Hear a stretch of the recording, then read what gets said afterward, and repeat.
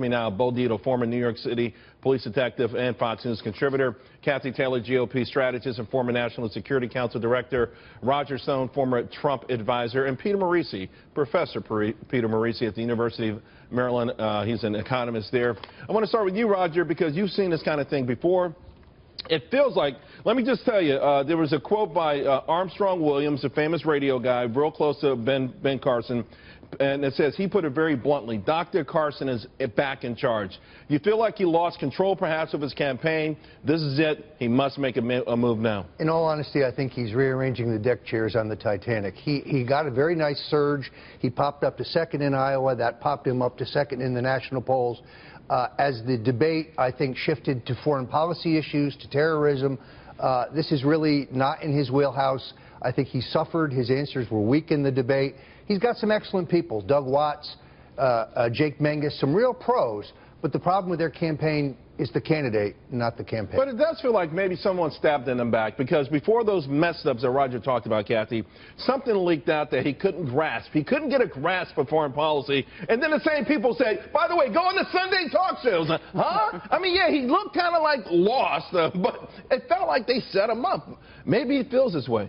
Well, even if that is true, I have to agree that it is the candidate and not the campaign in this case, and so I'm not sure that this is going to help that much. I mean, he's actually run a really, really effective campaign. He's led in small donations, which is a very powerful statement. He's been extremely effective in social media, and he's an extremely likable and very consistently conservative guy. But he hasn't been able to go down the substantive policy road, not even just on foreign policy, but even on things he should know well, like Medicare.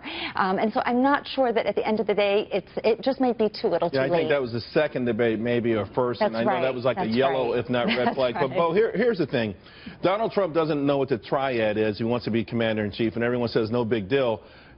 Ben Carson doesn't understand foreign policy, and it sinks his ship. It's a different personality.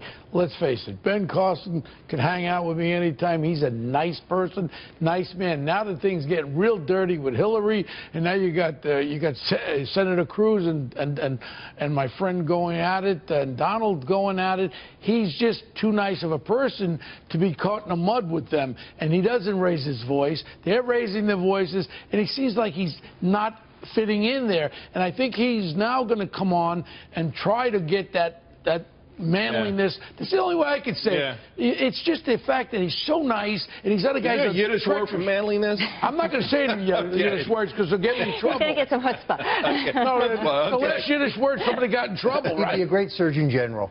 Yeah. Trump is run a multi-billion-dollar international business. Sure. He's a manager. He's an executive running for chief executive. Peter, we've seen, I've heard Ben Carson, Dr. Carson, in recent days try to say I'm tougher than you guys think I am. I would crush ISIS, and playing catch-up, if you will. Well, absolutely, but it's not just being tougher. He has to get himself some decent economists and decent foreign policy experts, and he has to sit, listen, and internalize it. What's really disappointing about Dr. Carson is, given his discipline, how he earned his living, he doesn't understand the necessity to be knowledgeable. That would be his trump card, that he's more knowledgeable than Donald.